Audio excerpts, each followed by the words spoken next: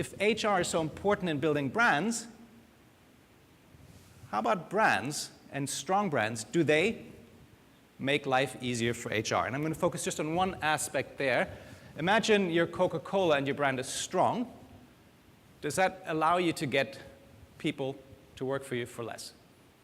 This is a project with Alina Surescu, she's at Texas A&M, and Rajesh Chandy, who's a co-author of mine at London Business School. The title here says, Employee-Based Brand Equity, the Impact of Customer Perceptions on Executive Pay. If I work for a brand that is strong, that is respected, it enhances my identity. That should be a substitute for pay. Is this important? Well, I mentioned at business schools, 80% goes straight to academic staff in terms of the operating expenses. In terms of the US, pay is the biggest cost for many firms. Salaries account for between 20 to 50% of operating expenses, and pay absorbs about 30% of US firms' revenues on average. So this is a big number.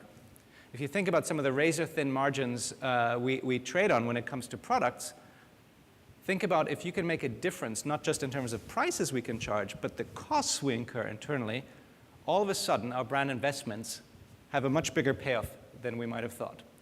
And so we have data from BAV Consulting, small firms, large firms, about 3,000 executives, about 500 COs over an 11-year period. So we have the firm's top brand for multi-brand firms. We also run it with just a subset of firms where the corporate brand and the product brand is the same, like let's say for HSBC, which I mentioned before.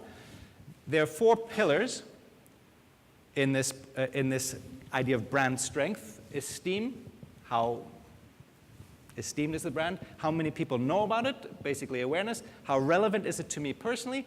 And is it sort of on the up?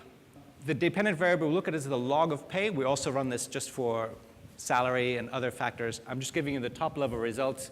As I said, brand strength is our main independent variable. But we wanted to make sure that we control for things like corporate reputation. Is it a good place to work? Factors like that, which could also affect the behavior. So we threw these in there. They have no effect. And then lots of different variables here. Are you the CEO or not? Then we interact that with brand strength. So is the effect stronger for CEOs? The age, we interact that. How well does the firm do?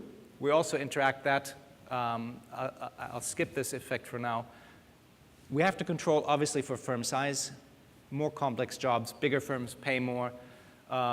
We look at variables like, is it a recession the year before, which affects your pay?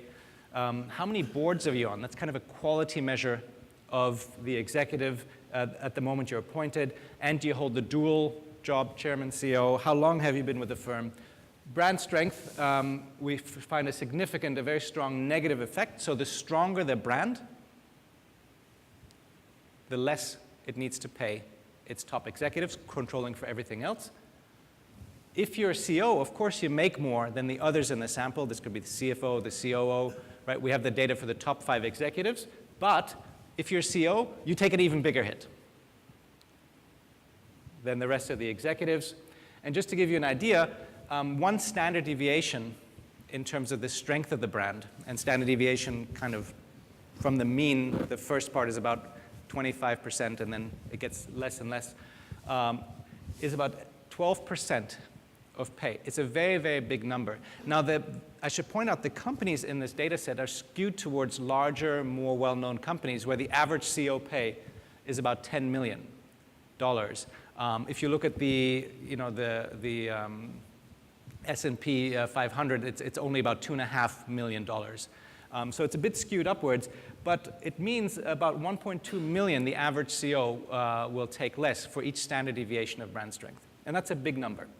My finance colleagues were surprised by this number. There's hundreds of articles on CEO and executive pay. And maybe as marketers, if we think about some data here, this is a year ago, 70% of CEOs have lost trust in marketers. The majority, 70% of CEOs, have lost trust in marketers' ability to deliver growth after becoming frustrated by what they see as an inability to prove ROI. We all know that this ability to prove ROI is pushing us more and more into the short term because we can link a change in sales more to short-term investments. But maybe trying to not just focus on the sales, but looking at other aspects, other benefits of brand investments might actually help to repair that relationship.